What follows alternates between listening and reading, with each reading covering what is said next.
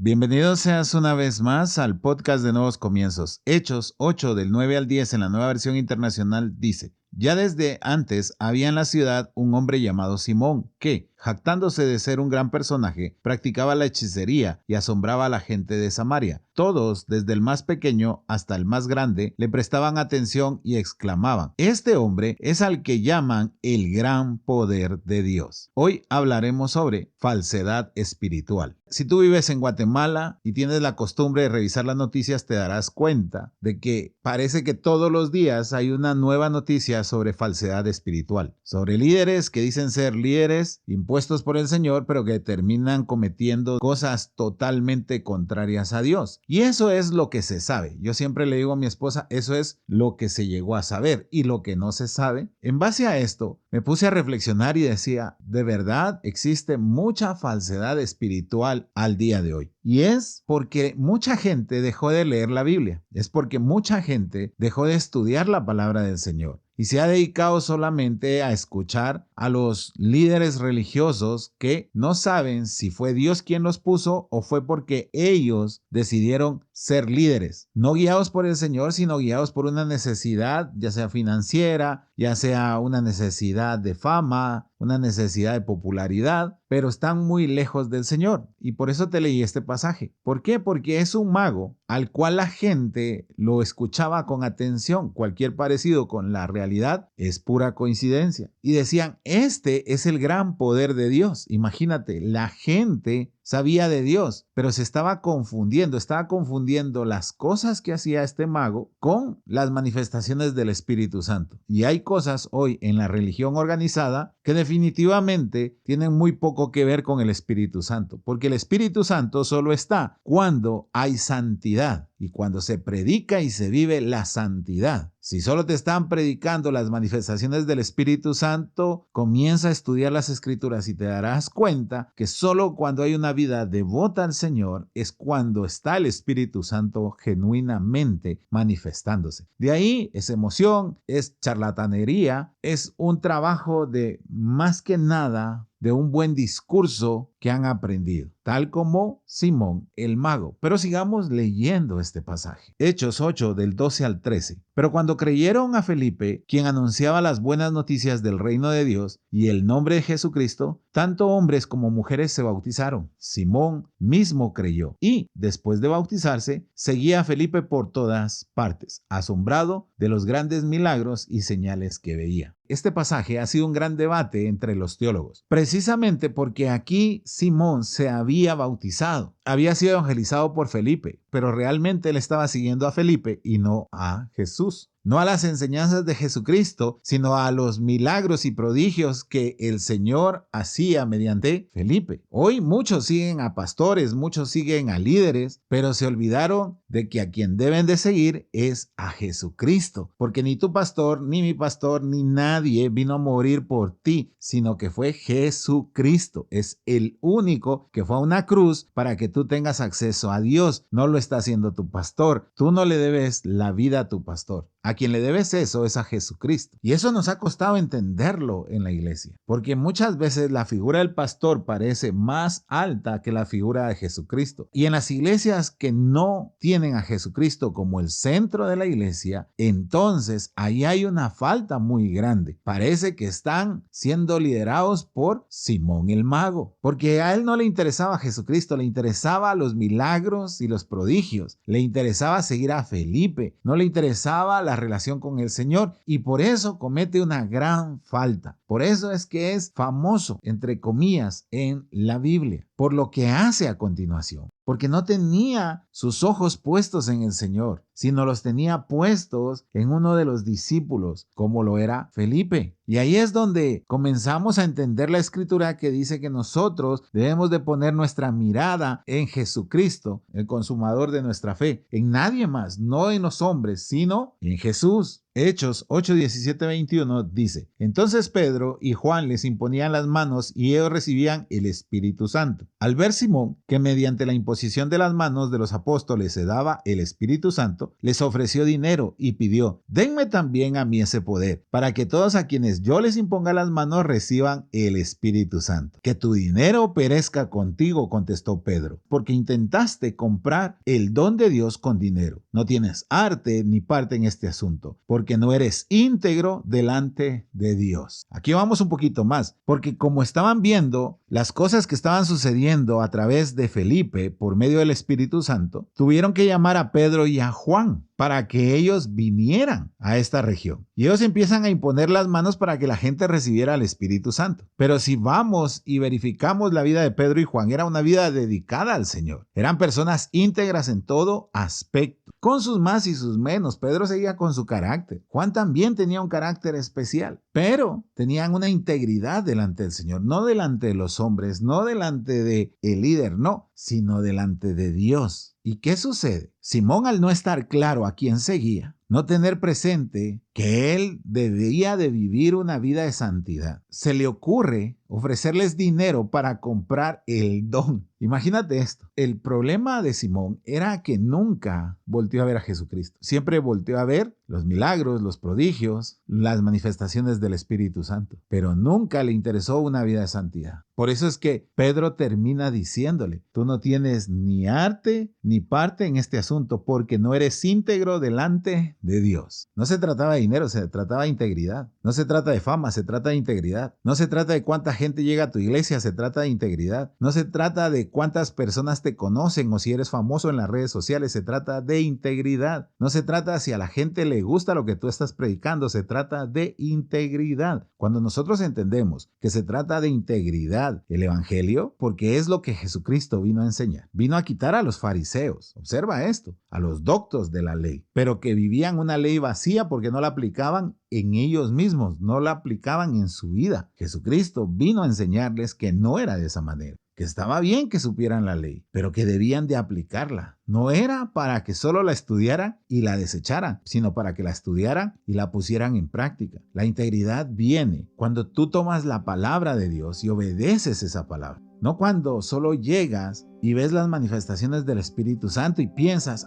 bueno, yo quiero eso. Pero tú no te estás dando cuenta que en tu vida no hay integridad. No es tan importante lo que haces en la iglesia como lo que haces en tu casa. No es tan importante lo que haces en público como lo que haces en lo privado. ¿Te das cuenta? Si estás al revés, ¿qué esperas para cambiar? Porque no vaya a ser que seas como Simón, o peor aún, termines siguiendo a un Simón. Eso sería catastrófico, porque Dios nos dejó la guía a través de su palabra. Y nosotros tenemos la responsabilidad de tomar la palabra, estudiarla todos los días, para no dejarnos engañar por algunos Simones que existen hoy en día. Padre, en el nombre de Jesús, te pedimos, Señor, que nos ayudes a mantenernos en integridad, a vivir una vida en integridad para que tu Espíritu Santo esté con nosotros, para que nosotros podamos ver el poder del Espíritu Santo en nuestras vidas y que tengamos el respaldo de tu presencia en cada cosa que hacemos, decimos, en cada gesto que tenemos. Te lo pedimos en el nombre poderoso de Jesucristo. Amén y amén.